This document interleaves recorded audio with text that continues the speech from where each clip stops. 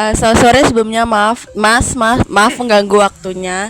Jadi saya Aurel dari SMA Negeri 2 Mataram ingin mewawancarai Mas seputar usahanya Mas dan kira-kira bahan-bahan dan alat-alat yang akan saya buat. Kira-kira Mas akan beri tips-tips sedikit. Jadinya sebelumnya saya ngomong dengan Mas siapa? Saya Mas Herman. Oh iya. Oke. Kita mulai pertanyaannya aja ya, Mas. Kira-kira Sukma Rasa udah berdiri dari tahun kapan nih, Mas? Sukma Rasa ya. Ya.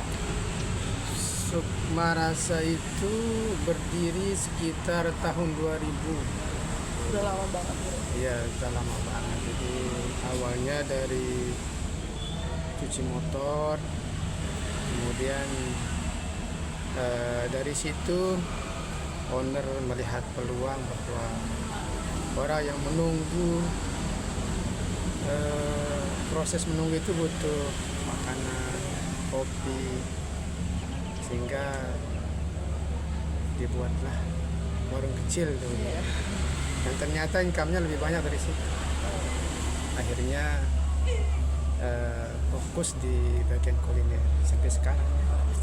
Berarti bengkelnya udah berhenti, Mas? Sudah berhenti.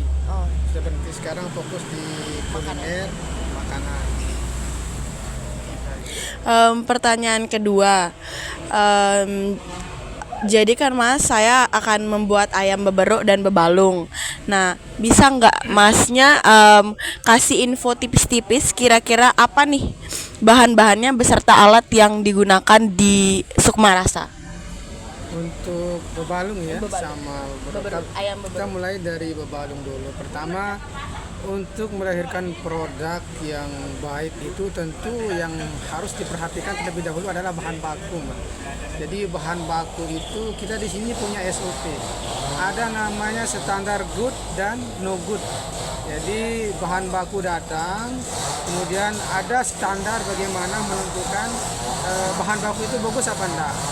Kalau dia bagus, segar dagingnya sesuai standar, kemudian jenisnya, bobotnya, baru dia bisa masuk. Kemudian lanjut ke proses. Nanti di sana ada proses mencuci, tentunya dengan air yang mengalir. Kemudian dengan cara-cara yang dibenarkan agama, kan supaya barang yang halal diproses dengan baik itu akan menjadi energi yang positif, yang baik.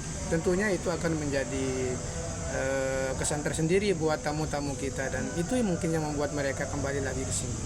Kemudian untuk ayam beberuk sama juga, kita menggunakan ayam yang segar ya. Kita biasanya pesen dipotongin, kemudian dibersihin, dibawakan ke sini sudah bersih. Jadi bobotnya ada standar bobot tertentu kita pakai, sama juga harus lulus dari standar good dan no good yang sudah kami buat di sini. Kalau barangnya good masuk, kalau no good di karantina kemudian di return. Seperti itu dia. Intinya produk yang baik itu bermula dari bahan baku yang baik seperti itu dan cara pengolahan yang baik.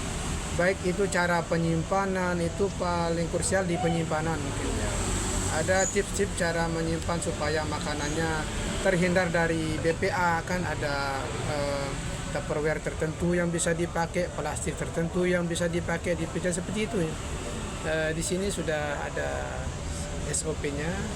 Berarti prosesnya cukup panjang ya? Cukup panjang dan cukup rumit bagi orang-orang pemula. Jadi seperti itu memang kalau kita mau menciptakan produk unggul harus diperhatikan dari kesehatan juga, bukan hanya rasa. Sehat yang paling penting karena pelanggan kita adalah orang-orang baik yang mana Tuhan titipkan rezeki kita melalui mereka. Jadi kita harus jaga pelanggan-pelanggan kita supaya makanannya enak, bersih, dan mereka sehat tentunya, seperti itu.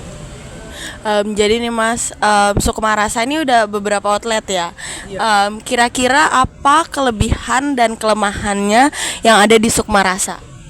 Kalau kita berbicara kelebihan di sini tentu kita punya fasilitas yang lengkap ya. Kita punya toilet yang bersih, kita punya musola juga beserta perlengkapan sholat.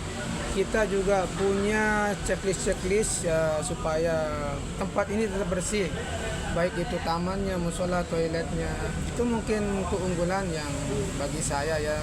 Terus rasanya juga konsisten, autentik. Jadi karena semuanya sudah dibuatkan SOP. Jadi konsisten rasanya, autentik, lengkap menunya, ada traditional food, ada Nusantara, ada juga western. Jadi tidak terbatas yang ada tertera di menu, tapi yang kita juga melayani custom tergantung request pelanggan.